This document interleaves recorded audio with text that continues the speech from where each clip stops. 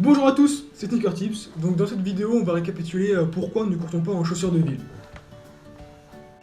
Donc, on ne court pas en chaussures de ville parce que il nous faut des chaussures qui sont adaptées à notre type de foulée et notre type de pied. Et aussi, les chaussures de ville n'ont pas de composés athlétiques comme le gel de ASICS ou le Playback Cernu. Donc les propriétés du Gore-Tex ne sont pas dans les chaussures de ville. Par ailleurs, les constructeurs font tout pour améliorer dans les chaussures de running l'exploitation de la troisième loi de Newton qui est l'action-réaction. Aussi, si on utilise une mauvaise chaussure de running, on peut avoir des répercussions sur le corps humain, comme des entorses, ce qui arrive fréquemment. Apparemment, 10 à 15% des coureurs ont des entorses tous les jours. L'entorse étant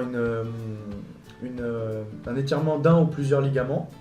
On peut avoir aussi des aponevrosites plantaires, qui sont une inflammation de l'aponévrose plantaire, qui est un endroit en dessous du pied, au niveau de la voûte plantaire.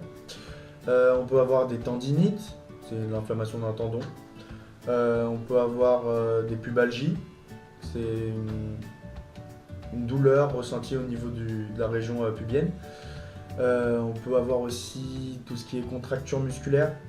La contracture musculaire, c'est une contraction incontrôlée d'un muscle et de manière permanente. C'est pas une crampe, parce que la crampe, on peut la stopper à partir d'un certain moment.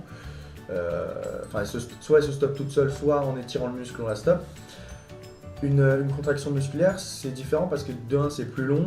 C'est pas comme un claquage, une déchirure ou une élongation, parce qu'il n'y a pas de lésion anatomique. Dans une déchirure, le muscle va se déchirer.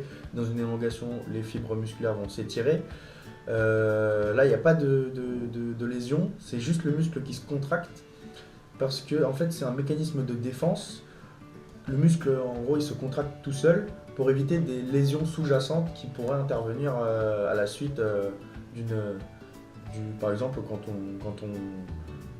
on court trop, il y a un excès d'activité physique, on peut risquer une contraction musculaire. Donc par ailleurs, les chaussures usées impliquent des risques parce que la chaussure est moins souple et il y a moins de stabilité, donc moins de performance. Ensuite, il y a les chaussures qui ne sont pas adaptées à notre pointure, encore aussi des risques comme les ampoules qui sont en frottement exagéré et une inflammation articulaire.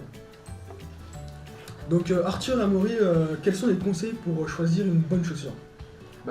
Déjà, premièrement, il faut savoir si tu es pronateur ou supinateur. Ou universel.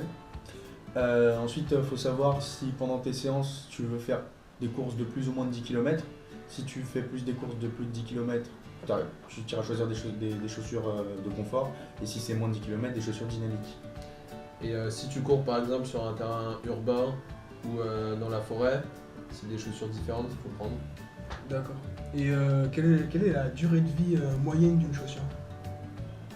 La durée de vie en moyenne d'une chaussure, c'est après avoir couru 1000 à 1200 km. Donc Ah ouais, c'est quand même. Mais après, ça dépend aussi de l'usure de la semelle. d'accord.